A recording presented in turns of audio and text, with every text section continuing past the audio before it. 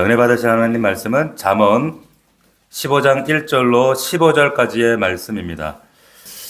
자, 오늘 말씀의 제목은 공감과 수용, 환대하는 교회, 공감과 수용, 환대하는 교회의 말씀으로 우리 함께 은혜 나누도록 하겠습니다. 오늘 이렇게 제목과 본문을 정한 이유는 오늘 또 오후에 목자 학교가 있습니다. 그래서 목자 학교의 서두에 이어지는 에피타이저라고 생각하시면 됩니다. 그래서 오리엔테이션이다라고 생각하시고 이 말씀 함께 우리가 깊이 묵상하는 말씀이 되어지면 좋겠습니다. 오늘 잠언 말씀인데요. 한국 성도들이 이 잠언 말씀을 참 좋아합니다. 잠언이 무슨 뜻인가요? 잠언, 잠올 때 읽는 말씀. 잠언이에요? 네. 잠언 이러면 이게 속담 이런 뜻이기도 하지만은 한자로 보면은 바늘침 잠자입니다. 그러니까 그래서 바늘로 찌르는 말씀이다 이런 뜻이에요. 그만큼 우리에게 찔림을 주고 깨우침을 주고 금언과 같은 그런 말씀이다. 한국 성도들이 이 잠언을 좋아해서 읽기도 하고 자녀들에게 읽히기도 하고 성구로 붙여놓기도 하고 다양한 방법으로 이 말씀을 사랑하는데 사실은 잠언을 어떻게 읽어야 되는지 제대로 배워본 성도들이 많이 없습니다. 사실 이 잠언은 대단히 고도의 독법이 필요한 책입니다. 1장부터 9장까지는 교훈 훈계로 되어 있고요. 그리고 10장부터 24장까지 금언 모음집이에요. 그리고 24장부터는 솔로몬과 아굴과 루멜이 아니라 루멜의 모친이 쓴 그 어떤 훈계들, 일종의 해답집이 이렇게 담겨 있습니다. 이게 왜 중요하냐면 제가 질문 한번 들어볼게요. 여러분들은 아들이 좋아요, 딸이 좋아요? 예? 자, 이렇게 질문하고 아들이 좋다고 대답하고 고집하면 이건 잠언이 가르치는 지혜가 아니에요. 자, 어떨 때는 아들이 좋다, 어떨 때는 딸이 좋다. 그게 잠언이 가르치는 지혜입니다. 그러니까 힘을 써야 할 때는 야, 아들이 있으니까 참 좋다. 그리고 참 위로받고 같이 울어주고 이럴 때는 참 딸이 좋더라. 이게 잠언이 가르쳐주는 지혜입니다. 근데 이 아들과 딸을 주신 분은 누구예요? 하나님이 주셨다. 그러니까 아들이 좋냐 딸이 좋냐 이런 질문이 아니라 이럴 때는 무엇이 더 좋으니라. 저럴 때는 무엇이 좋으니라. 이러면서 상황 적용 지혜를 가르쳐 주는 것이 이 잠언인데 근데 그 상황 적용 지혜를 뛰어넘는 절대적 지혜가 뭐냐? 바로 이제 잠언 9장 10절에 있는 것처럼 그런데 그 모든 상황 지혜를 우리가 깨닫고 보니 살펴보니 결국에 여호와를 경외하는 것이 지혜의 근본이고 그리고 거룩한 자를 아는 것이 명철이더라라고 하는 것이 그 해답을 알려주는 것이 잠언입니다. 이해가 되시나요? 자, 그러니까 잠언은 여러분들 보면은 좋은 말들이 너무 많잖아요. 한 구절 읽고 이렇게 적용해야지 또 읽고 이렇게 적용해야지 이렇게 읽는 책이 아니에요. 그게 아니라 통전적으로 보셔야 됩니다. 자, 그러니까 10장부터 24장까지 수많은 금언들, 좋은 말들이 나오는데 사실은 이 말들이 고대 근동의 바벨론이나 이집트에 나와 있는 지혜서의 내용과 90%가 똑같습니다. 똑같아요. 그러니까 어떤 분들은 성경의 계시성을 부인하면서 야, 그거 봐라. 잠언에 나오는 그 지혜 그 얘기들 고대 근동 바벨론이나 이집트에 나오는 지혜 내용하고 다 똑같지 않냐. 이렇게 얘기하시는 분들이 있는데 그것은 참 어리석은 얘기예요. 왜 그런가? 세상에 있는 모든 지혜의 말들은 인생의 그런 고난과 경험과 삶의 통찰을 관통해 나가면서 그 부분적인 지혜를 담고 있단 말이에요. 그런데 그 모든 금언들을 잠언들이 모아서 그래서 어떻게 설명하냐면 24장 32절에 한번 가볼까요? 24장 32절. 24장 32절에 그 모든 금언들을 잠언도 담고 있지만 그래서 이제 이야기들을 이렇게 함축해서 얘기하고 소개하고 있는 겁니다. 자, 한번 읽어봅시다. 24장 32절 같이 시작. 내가 보고 훈계를 받았노라. 이게 무슨 얘기예요? 자, 이게 지혜니까 이대로 적용하라 그 얘기가 아니에요. 그게 아니라 이 김원들을 보고 생각하고 관찰하고 조심스럽게 적용하면서 그러면 하나님이 지금 이 시대 가운데 말씀하시고자 하는 바가 무엇인가를 그 절대 지혜를 찾아가라 이 뜻입니다. 이해가 되시나요? 자, 그러니까 그리스도인들은 딸이 좋으냐 아들이 좋으냐 지금 이 얘기 이걸 지혜라고 얘기하는 것이 아니라 잠언에는 그래서 세 종류의 사람들이 나온단 말이에요. 어떤 사람들이 나오는가? 첫 번째는 하나님이 없다고 하는 사람.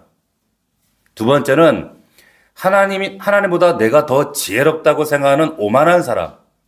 세 번째는 하나님도 계신 것 같고 그리고 나보다 똑똑한 사람들도 많은 것 같은데 그런데 끝까지 고집 피우는 미련한 사람.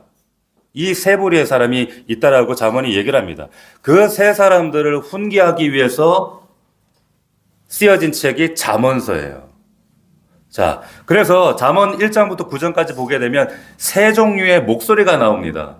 우리는 한 글로 보이지만은 사실 세 가지 목소리가 나오는데 첫 번째 교훈의 목소리는 아버지 목소리가 나옵니다. 아들아, 아들아, 내 말 좀 들어라. 그 두 번째 목소리가 스승의 목소리가 나와요. 자, 우리도 가정에서 부모님에게 양육을 받고 그다음에 스승에게 학교 선생님 배우잖아요. 마지막으로 세 번째 또 하나의 하나님 목소리가 나오는데 그 하나님의 목소리가 지혜의 여인의 목소리로 변장해서 나옵니다.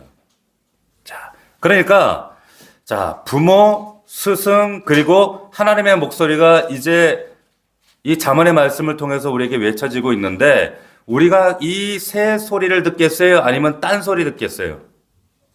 딴 소리 듣는다는 거예요. 잠언에도. 그 딴 소리가 뭐라고 나오는 거? 그게 누구냐면 음녀 이렇게 나와요. 음녀. 유혹하는 소리. 이 음녀의 소리를 듣는다는 겁니다. 그래서 잠언의 1장부터 9장까지 보게 되면 세 가지 이야기를 합니다. 결국에 뭐라고 하냐면 결국 부모의 말과 스승의 말과 그리고 하나님의 말을 듣는 사람들이 걷는 이 길 그리고 음녀의 길을 따르는 사람들이 걸어가는 그 길이 다르다. 그 얘기하는 거예요. 그리고 두 번째는 뭐냐면 결국 지혜로운 사람이 짓는 집이 있고, 그리고 두 번째는 음녀의 그 유혹을 따라 건축하는 그런 사람의 집이 있더라. 그래서 결론적으로 결국에 마지막에는 그 사람들이 마지막에 가서 봤더니 잔치가 다르더라. 이렇게 얘기하는 거예요. 서로 다른 잔치 자리에 앉게 된다. 하나님을 따라 지혜의 길을 따르며 반석 위에 집을 지은 사람은 하나님과 안전한 잔치에 들어가게 되어지고 음녀를 만나고 음녀의 집을 드나드는 사람들 그래서 훔친 것으로 부정한 것으로 잔치하는 자들은 패망하더라. 이게 잠언 얘기입니다. 한마디로 얘기하면. 이렇게 얘기해 주는 데가 잘 없어요. 자, 잠언이 이게 우리에게 하는 얘기인데 근데 지금 이 얘기 어디서 많이 듣던 얘기 아닙니까? 어디서 들었어요? 예수님이 얘기하셨잖아요. 그래서 예수님이 이 땅에 오셔서 나 길이야. 이 길로 가야 돼. 너의 모래집에 집 지을래? 아니면 반석 위에 집 지을래? 그리고 세리들과 죄인들과 같이 잔치하시면서 예수님이 어떤 잔치자리로 초대하시는가 그의 말씀과 삶을 통해서 잠언의 그 지혜를 그대로 구현해 내시는 거예요. 그래서 잠언을 읽으면 이게 우리 살면서 뭘 도움이 되나? 이게 신앙 삶의 처세인가? 어떻게 살아야 된다는 얘기. 이게 복음하고 무슨 관계가 있나? 잠언은 단지 여러분 성공 처세술이나 어떤 우리의 삶의 언변 처세술을 가르치는 책이 아니라 이 잠언 안에는 예수 그리스도의 복음이 담겨져 있다는 거예요. 예수의 지혜가 담겨져 있다는 겁니다. 자, 그래서 오늘 여러분 사순절 넷째 주일에 우리가 왜 이 지금 잠언 15장을 읽었는가? 우리가 금요일부터 관련된 말씀을 나눴어요. 그리고 또 목자학교 이어지면서 우리 모든 성도들이 어떻게 하면 오늘 말씀의 제목처럼 공감하고 수용하고 환대하는 공동체가 될 것인가? 우리가 함께 좀 나누길 원하는데 이 잠언에 보면은 교회의 정체가 등장을 합니다. 교회의 정체. 그리고 작은 교회인 목장에 대해서 이야기를 하는데 이건 누군가를 우리가 양육하고 훈육하시잖아요. 잘 들으십시오. 저의 눈을 보시기 바랍니다. 벌써 입신하시면 큰일 납니다. 자, 1절부터 여기 보시면 누군가를 양육하고 훈육할 때 우리가 쓰는 도구가 뭐예요? 말을 씁니다. 말, 언어를. 근데 잠언에 보게 되면 이 언어가 어떨 때는 훈계의 도구가 되고 어떨 때는 어리석음의 걸림돌이 되는가를 가르쳐 주고 있어요. 그래서 1절부터 3절까지 여러분 다시 한번 보세요. 다시 한번 보시기 바랍니다. 유순한 대답은 분노를 쉬게 하여 또 가격한 말은 노를 격동하느니라. 지혜 있는 자의 혀는 지식을 선히 베풀고 미련한 자의 입은 미련한 것을 쏟느니라. 여호와의 눈은 어디서든지 악인과 선인을 감찰한다 이랬어요. 자, 그런데 자, 여기 보시면 중요한 게 있습니다. 성경을 볼 때는 항상 꼼꼼하게 읽으셔야 돼요. 1절을 보면 질문. 여러분, 유순한 말이에요? 유순한 대답이에요? 네? 여러분, 중요합니다. 여러분, 얼핏 읽으면, 아, 유순한 말을 하라는 말이구나. 부드럽게 말하라는 거구나. 이렇게 생각할 수 있는데, 근데 그게 아니라, 유순한 말이 아니라 뭐예요? 유순한 대답이에요. 자, 우리 교회는 여러분의 목장은 지혜롭게 대답하는 공동체가 되셔야 됩니다. 여러분, 말과 대답의 차이가 있죠? 전혀 다르죠? 사람들은 말을 어떻게 하느냐, 어떻게 스킬적으로 잘 하느냐, 유려하게 하느냐 강조합니다. 근데 하나님은 뭐라고 말씀하시냐면 어떻게 말하느냐가 중요한 게 아니라 어떻게 대답하느냐가 중요하다. 그게 대답하는지가 더 중요하다. 이렇게 말씀하시는 거예요. 그러니까 여러분 상대방이 여러분에게 말할 때 여러분들이 듣고 싶은 대로 원하는 대로 말하게 할 수 있어요? 예? 아니 왜 당신은 말을 왜 그렇게밖에 말 못해? 왜 말을 좀 예쁜 말 좀 해 여보? 어? 아 말 좀 부드럽게 얘기하면 안 돼 애들한테 막 이러잖아요. 예? 상대방이 하는 말을 여러분들이 조정할 수 있어요? 조작하실 수 있어요? 못해요.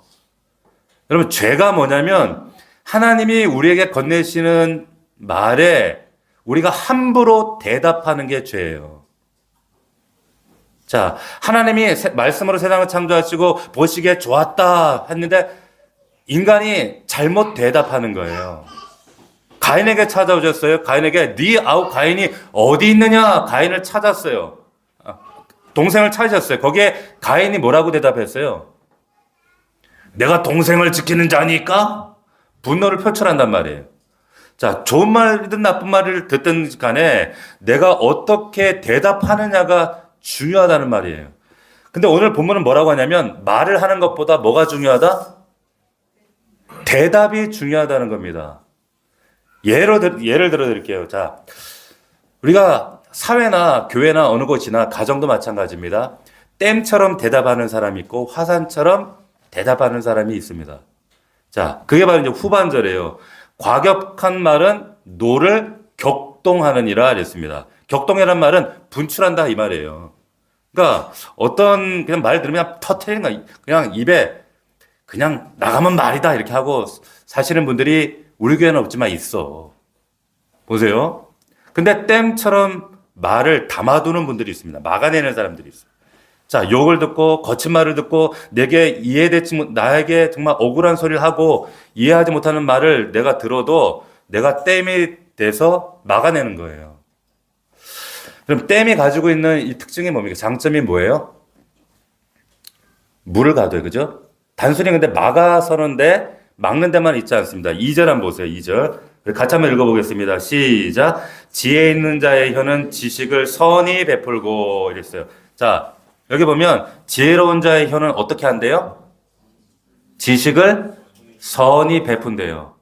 단순히 댐은 말을 가둬두는 것이 막아놓는 것이 아니라 여러분 가뭄이 들고 물이 필요하면 댐이 수문 열어서 물을 내보내잖아요. 필요한 곳에 흘려보내죠. 좋은 말을 담아두었다가 그 말이 필요한 상황이 될 때 수문을 열고 좋은 말을 흘려보내주는 것. 댐같이 대답하는 사람들이 있어요. 댐처럼. 근데 대부분 어떤 사람들이 많아요? 화산 같은 사람이 많아요. 분출해, 폭발하는 거예요. 그냥 그 안에 마그마를 그냥 담고 살아. 내 생각과 달라도 폭발하고, 기분 나쁘다고 폭발하고, 이게 적절한 때인지, 이게 말할 장소인지, 내 앞에 있는 사람이 이 말을 들어야 할 사람인지 관계없어요. 분출해버리는 거예요. 그럼 교회 공동체 안에 정말 중요한 지혜가 뭐냐면 대답을 잘 하시는 거예요. 대답을. 상대방이나 우리 가족 목독이나 또 목원이나 목자에게 이런 말을 내가 들었는데 기분 나쁜데 따지고 싶을 때 예. 여러분 우리가 그 말 따진다고 어떻게 못해요. 바뀌어지지 않아요. 그건 잠언이 말하는 지혜가 아닙니다. 상대방이 그 말 했냐고 따지는 게 그게 무슨 의미가 있겠어요. 그러나 여러분 대답은 어떻게 하실 수가 있어요. 지혜롭게 대답할 수 있어요. 댐이 될 것인가 화산이 될 것인가 그건 내가 결정할 몫인 거예요. 여러분 우리 역사상 가장 엄청난 화산이 인도네시아의 탐보라 화산이 있습니다. 이 화산이 얼마나 대단하냐면 원자폭탄 17만 개가 터졌대. 근데 이 화산이 터지고 나서 화산의 높이가 한 4,800m 정도 되는데 절반이 날아가 버렸어요. 이 산의 절반이 다 날아가 버리고 그러니까 대청봉이 날아가 버린 거예요. 날아가 버리고 그 엄청난 가스 분출을 했는데 이게 얼마나 대단했든지 그 당시에 대한 기록이 아직까지 사료되어 있는데 우리나라 순조 16년 기록에도 있어요. 그래가지고 그때 전 세계 온도가 무려 5도가 내려갔대요. 그리고 전 세계적으로 어마어마한 흉작이 들었던 거 모르시죠?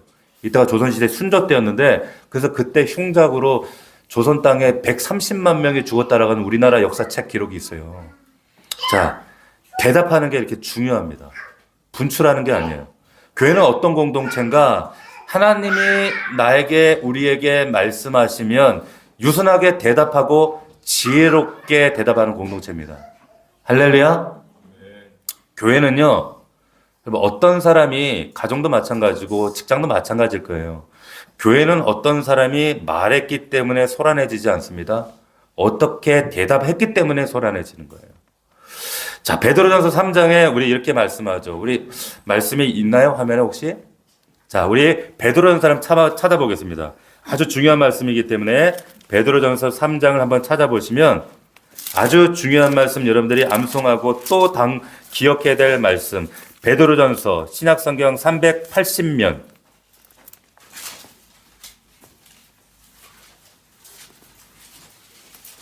베드로전서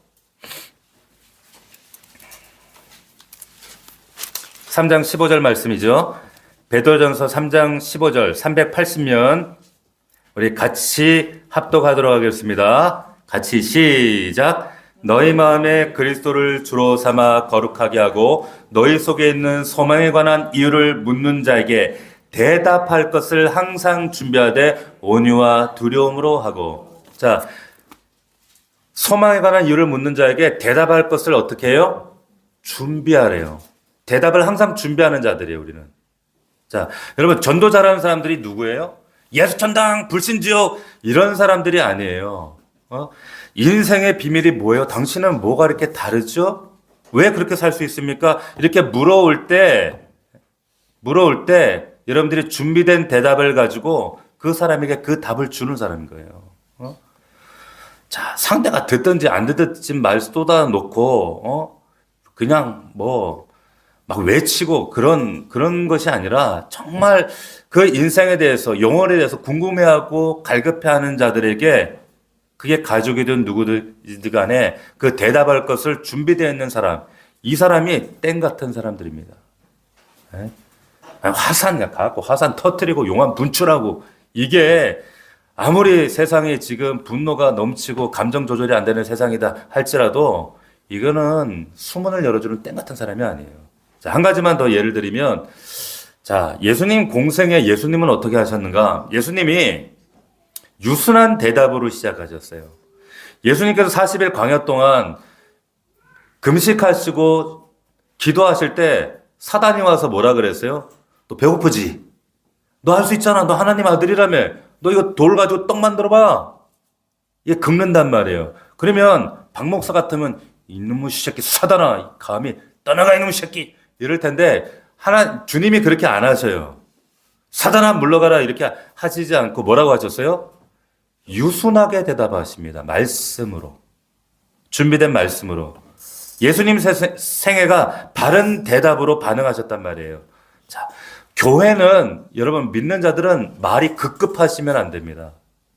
빠르시면 안 됩니다.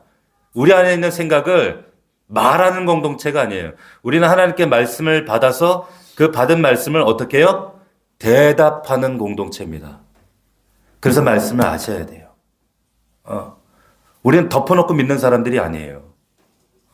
자, 그래서 제가 앞서 말씀드렸지만 죄가 뭐라 그랬어요? 하나님이 우리에게 말씀하실 때 우리가 잘못 대답하는 게 죄라고 말씀드렸어요. 자, 우리 4절 한번 보겠습니다. 4절, 잠언 15장 4절. 같이 시작. 온순한 혀는 곧 생명나무이지만 패역한 혀는 마음을 상하게 한대요. 상하게. 패역하다는 게 이게 뭐냐면 부정과 이중성을 얘기하는 겁니다. 부정직과 이중성. 그러니까 정직하지 못한 말, 거짓말. 왜 거짓말이 나쁘냐면 상대방으로 하여금 아예 말이 아니라 대답을 못하게 하는 거예요. 거짓말이니까. 그래서 거짓말은 나쁜 거예요. 여러분, 우리 말에는 치료하는 능력이 있습니다. 아멘이시죠? 네. 말로 누군가 병들게 할 수 있어요. 의도하든 의도하지 않든. 우리 하는 말이 바이러스가 될 수도 있고 백신 될 수도 있습니다. 얼마나 말이 전염성이 강한가. 두려움의 말들, 비난의 말들, 혹은 사실과 다른 말들 얼마나 세상을 지금 어지럽히고 있어요. 금요일도 잠깐 언급했지만 서울대에서 연구했대. 학생들한테 직접 임상을 했는데 학생들한테 야, 연예인 누가 죽었대. 그랬더니 그 말을 얼마나 말을 옮기는가 봤더니 80%가 옮기더라요. 근데 야, 누가 자녀를 입양했단다. 이랬더니 학생들이 20% 옮기더래. 무슨 말이에요? 부정적인 말이 4배가 더 빠르다는 이 말이에요. 부정적인 말이. 이런 강한 전면성 있는 말들을 우리가 듣고 살아가는 시대가 지금 오늘입니다. 어떤 사람들은 백신 같은 말을 해요. 생명나무처럼. 그러니까 그분의 말을 들으면 내가 정말 힘들었을 때, 지칠 때, 한동안 살아가면서도 그 말이 떠올라지면서 내가 유혹을 이기고 정말 시험을 이기고 회복하는 경우가 있잖아요. 그죠? 백신 같은 말이에요. 교회 안에서 우리가 수많은 교제를 할 때 내 말이 바이러스 같은 말이냐 아니면 정말 생명나무 같은 그런 백신 같은 말인가 고민해 볼 필요가 있다고 하는 것이죠.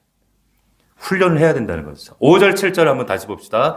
5절, 아비의 훈계를 업신여기는 자는 미련한 자요. 경계를 받는 자는 슬기를 얻을 것이니라.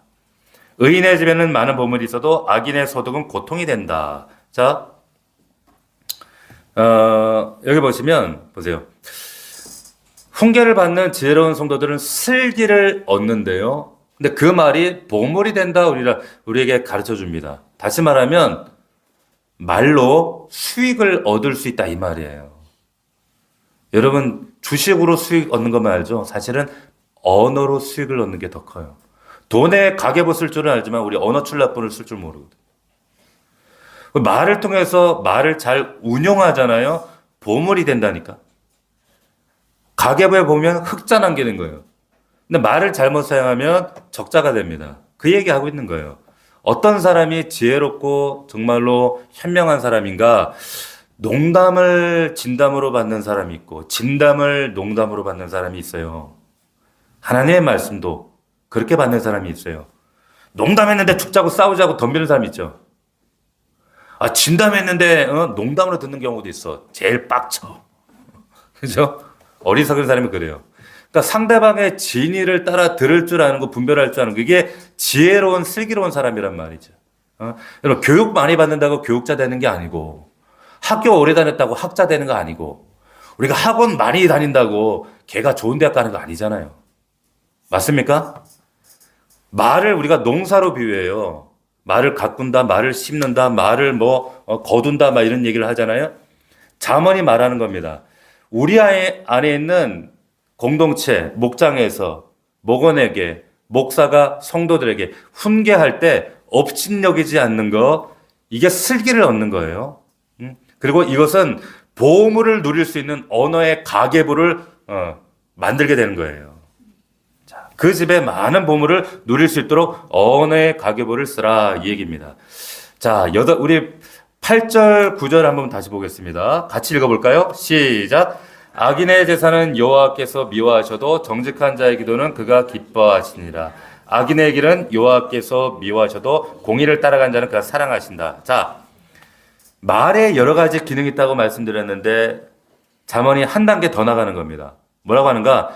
말이 백신 기능이 있을 수 있고 땡 같은 기능을 할 수도 있고 우리를 치유하는 생명나무 같은 역할을 할 수도 있고 부유케 하는 보물과 같은 기능도 있지만 우리 말 속에 가장 중요한 기능이 뭐냐? 예배의 기능이 있다라고 말씀하고 있는 거예요.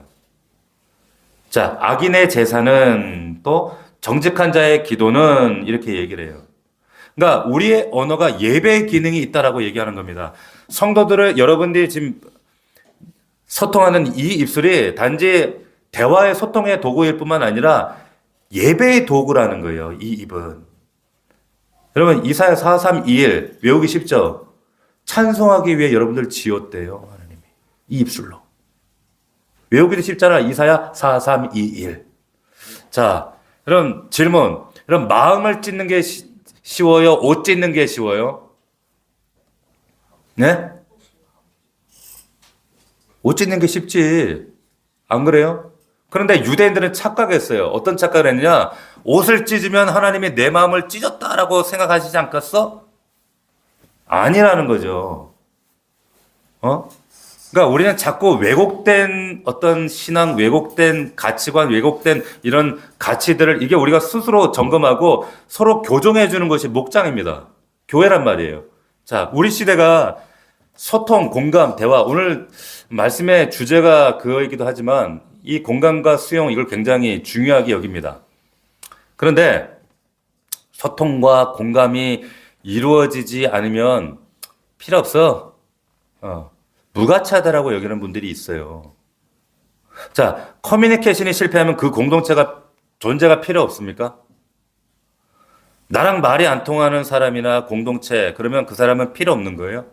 여러분 잘 생각해 보세요. 여러분 가정에서 여러분 잘 보세요.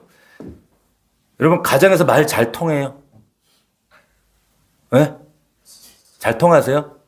제가 만난 여집사님들 얘기해 보면 남편하고 말 잘 통한다는 분 그렇게 없어. 없더라니까. 그럼 그 가정은 필요 없습니까? 자, 제가 만난 청소년 치고 엄마 아빠랑 대화가 잘 될까요? 안 될까요? 그러면 그런 대화가 잘 안 되는 그런 가정의 청소년들에게는 가정 필요 없습니까? 예? 갓난아기가 빽빽 울잖아요. 엄마 아빠가 알아들어요? 못 알아들어요. 소통이 안 됩니다. 그럼 엄마 아빠가 필요 없어요? 자, 우리가 가지고 있는 큰 착각이 뭐냐면 소통이 안 되면 그 사람 필요 없다라고 생각하는 거예요. 혹은 그 공동체가 필요 없다라고 생각하는 거예요. 천만의 말씀이에요. 여러분, 소통의 문제와 그 공동체의 가치는 동일하지 않아요. 그러니까 내가 미숙할수록 내가 말이 안 통하는 사람일수록 상대일수록 혹은 공동체일수록 그게 목원일수록 목자일수록 나에게 필요한 공동체일 가능성이 많습니다. 왜? 철을 날카롭게 하기 때문에.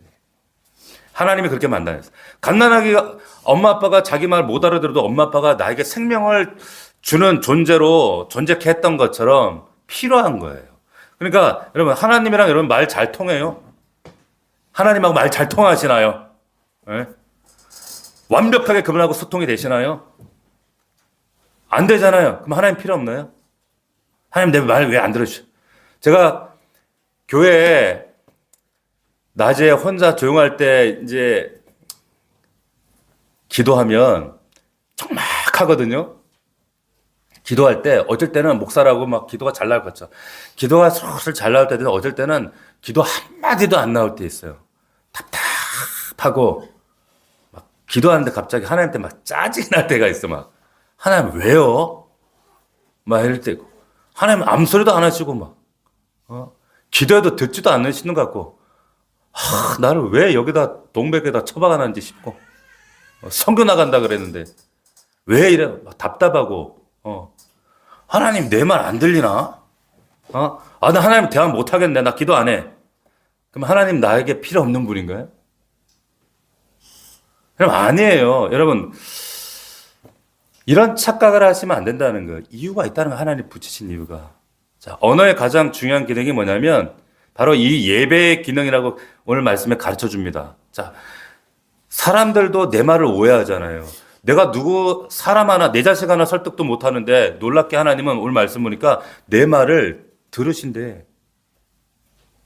놀랍지 않습니까? 사람들은 나를 오해하고 내가 커뮤니케이션 하는 것도 소통도 실패하고 내 이 더듬듬 거리는 말인데도 불구하고 하나님은 들어주시잖아요. 그래서 그게 바로 이제 잠언 8절에서 말하는 정직한 자의 기도를 하나님이 기뻐하신다는 거예요. 그래서 교회는 최종적으로 우리의 언어가 예배의 언어로 승화되는 겁니다. 자, 여기까지 이제 얘기했는데 그 다음이 이제 좀 어려워요. 10절부터 보시면 보세요. 10절부터 여러분 15절까지 한번 쫙 볼 텐데 집중해서 읽으세요. 10절부터 좀 어려운 거니까 같이 읽겠습니다. 시작. 도를 배반하는 자는 엄한 징계를 받을 견책을 싫어하는 자는 죽을 것이라. 수올과 아바돈도 요 앞에 드러나거든 하물보 삼으며 마음이리요. 거만한 자는 견책받기를 좋아하지 아니하며 지혜 있는 자에게로 가지 아니하느니라. 마음의 즐거움은 얼굴을 빛나게 하여도 마음의 근심은 심령을 상하게 하느니라. 명철한 자의 마음은 지식을 요하고 미련한 자의 입은 미련한 것을 즐기느니라. 고난받는 자는 그날이 다 험악하나 마음이 즐거운 자는 항상 잔치하느니라. 잠언이 어쩔 땐 쉽고 어쩔 땐 어려운 게 이게 맥락이 없어서 그런 거예요. 그래서 자, 그런데 아까도 말씀드렸지만 잠언은 굉장히 고도의 독법이 필요하다고 말씀드렸습니다. 여기 보면 보세요. 결국 여기 뭘 말하냐면 이 부족한 우리의 이 언어가 창문 역할을 한다 그 말입니다. 신기한 게 말은 내 안에 들어오기도 하지만 사실 내 마음과 내 영혼에 있는 것들을 말을 통해서 어떻게 드러나는 창문 역할을 하죠. 우리 마음 가운데 정말 눌리는 그 근심 가운데 있으면 숨 쉬는 것부터 달라요. 쟤 왜 저래? 이러잖아요. 안단 말이에요. 말에 힘이 없어요. 말이 이렇게 꼬여 있어. 말이 좀 뭐가 애매해. 기대감이 없어. 자, 3절을 보시게 되면 요한은 악인과 선인을 감찰하시고 11절 수올과 아바돈도 요 앞에 드러난다 그랬어요. 무슨 말이냐면 여러분 수올과 아바돈이라는 것은 이게 수올은 죽음의 장소예요. 무덤. 이 아바돈은 파괴 장소. 지금 지진 나서 막 잿더미 되고 또 막 난리 났잖아요. 저 영남 지방에 그런 거예요. 폐허더미. 그러니까 무슨 말이냐면 하나님은 악인과 선인을 감찰하시고 아무리 숨어도 실제로 무덤 속까지 하나님 감찰하신다 그 말이에요. 이게 왜 잘 보세요. 감찰하시는 하나님 앞에 이게 어떤 사람에게는 참 위안이 되기도 하지만 어떤 사람에게는 위협이 되기도 합니다. 자, 이 말을 우리가 깨닫는 순간 여러분 13절 보시면 13절에 보면 마음에 근심이 생깁니다. 마음의 즐거움은 얼굴 빛나게 하여도 마음의 근심이 심령을 상하게 한다. 자, 14절 마음에 필요한 그래서 지식이 있어야 되는데 후반절 보면 미련한 자는 미련해서 그냥 안 한대. 즐긴대 그걸. 자, 여기까지 이해하시게 되면 이제 15절이 이해가 되는 거예요. 15절에 고난받는 자는 그날이 험악하나 마음이 즐거운 자는 항상 잔치를 한대. 이게 무슨 말인가? 여기 보세요. 고난받는 자, 여기 말하는 고난받는 자는 우리가 말하는 단순한 그런 일반적인 어려움 겪는 거 이걸 얘기하는 게 아닙니다. 그 앞에 나오는 마음과 관련되어 있는 거예요. 그러니까 여기에 대해서 아주 유명한 목사님의 주석이 있는데 제가 한번 읽어드릴 테니까 잘 한번 들어보십시오. 구약 설명서란 그 책인데 15절의 고난은 일반적 고난이 아니다. 13절과 14절에서 말한 바와 같이 마음의 근심을 다스리지 못해 근심을 초래해 나타난 고난이다. 근심하는 마음을 가지고 어리석은 길을 걸어 고난을 초래한 사람의 하루하루는 모든 날이 불행한 날이지만 지혜의 길을 걸어 마음이 늘 평안한 사람에게는 가진 것이 없어도 어려운 환경이 닥쳐와도 그것을 고난이라 하지 않고 모든 날을 잔칫날같이 즐거운 하루하루를 보낼 수 있게 되는 것이다. 무슨 얘기예요? 마지막에 나오는 여러분 15절 있잖아요. 보시면 고난받는 자, 그날이 험악하지만 마음이 즐거운 자, 잔치한다. 이건 고난받는 자, 즐거운 자를 지금 대조하는 게 아니에요. 대조하는 게 아니라 그래 잠언에 있는 게 이게 단순하지 않은 게 어린아이처럼 그냥 읽어서는 안 되는 이유가 거기 있는 생각하고 묵상하고 하나님 지혜를 구하셔야 되는 책이에요. 그러니까 그러니까 15절을 그냥 읽으면 야 고난받는 자는 야 사는 게 험악하고 마음 즐거우면 야 잔치 안 된다 그 얘기를 대조하는 게 아니라 잠언은 이 고난받는 자가 매일매일 삶을 험악하게 사는 것이 아니라 그도 마음이 즐거워져서 잔치할 수 있다라는 가능성을 얘기하는 거예요. 자, 거기에 대한 예시를 결론적으로 말씀을 드릴 겁니다. 사도행전을 한번 펴보겠습니다. 사도행전 2장으로 가실게요. 지금 이 잠언 말씀을 15장을 딱 접어놓고 사도행전 2장 여러 가지 예시가 성경에 있지만 그 중에 사도행전 2장 37절로 가시면 우리가 잘 아는 베드로의 설교와 백성들의 회개하는 장면이 나와요. 여러분 잘 아시죠? 우리 말씀을 통독하시면서 봤기 때문에 자 2장 37절을 보면 그 마음의 고난 가운데 처했던 사람들이 어떻게 마음의 즐거운 자가 돼서 잔치할 수 있는지에 대해 소개를 하고 있습니다. 자, 먼저 마음과 근심에 고난이 있는 사람들, 날마다 험악한 하루하루를 보낸 사람들의 탄식이에요.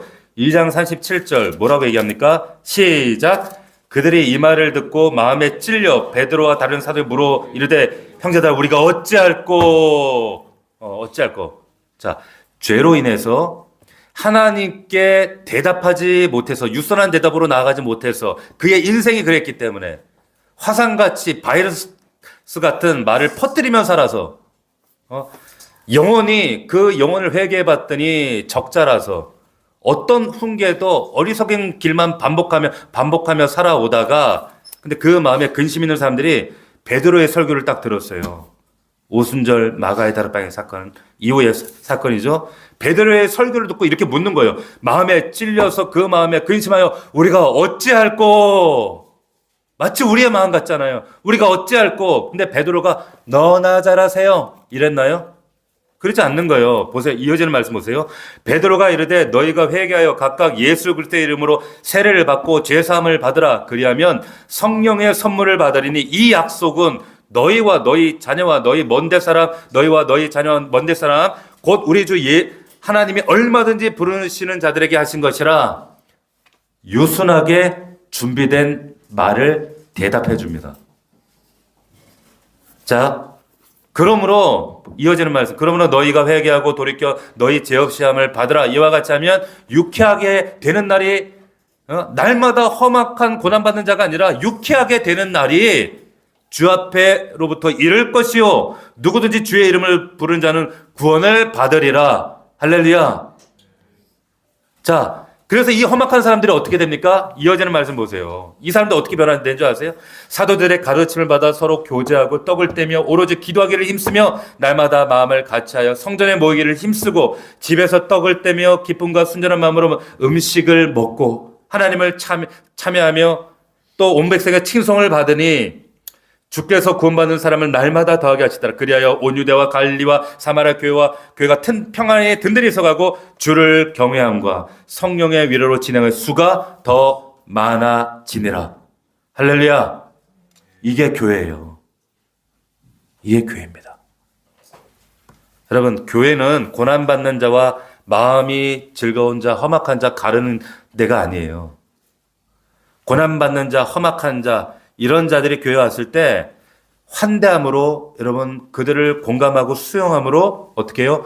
유순한 대답으로 그들에게 어떻게 댐이 되어주고 그들에게 생명나무로 그들을 만져주고 그들에게 새롭게 보물을 발견할 수 있게 해주고 그들에게 하나님의 지혜를 통해서 이 언어가 하나님께 올려드리는 제사와 기도의 고백으로 바꿔질 수 있도록 그들 마음이 그래서 이제 잔치하는 마음이 되어질 수 있도록 바꿔주는 것이 어디다? 교회라고 하는 거예요. 할렐루야. 이게 우리 넘치는 교회란 말이에요. 왜 이 말씀을 오늘 전하는가? 왜 이 제목으로 여러분 전하는지 아시겠죠? 교회에 우리도 다 그런 대상이었지만 교회에 처음 넘치는 교회 들어올 때 험악한 마음을 가지고 마음의 근심과 그리고 가난하고 고난받고 치인 마음을 가지고 정말 다양한 모습으로 우리가 오는데 공동체에 와서 얼마나 환대받고 공감받고 수용받고 얼마나 이게 중요해요. 이 환대가 필요합니다. 근데 문제는 신앙생활을 오래 하다 보면 이 환대가 어느 순간 환멸로 바뀌어질 때가 있어요. 어떨 때 그래? 이 교회가 내가 뭔데 나 같은 사람을 받아주지? 어떻게 이게 이렇게 나를 사랑해주지? 이유를 모르겠네? 그런데 어느 순간 사단의 공격과 또 나의 왜곡된 인지와 여러 가지 잘못된 상처와 이런 것들로 왜곡될 때가 있어요. 이 험악한 곳에서 내가 기쁜 자가 되고 잔치하는 자가 됐는데 왜 다시 험악해질까? 나를 환대해줬던 공동체가 내가 환대하지 않는 사람을 환대하네? 교회가 이런 사람도 받아주네?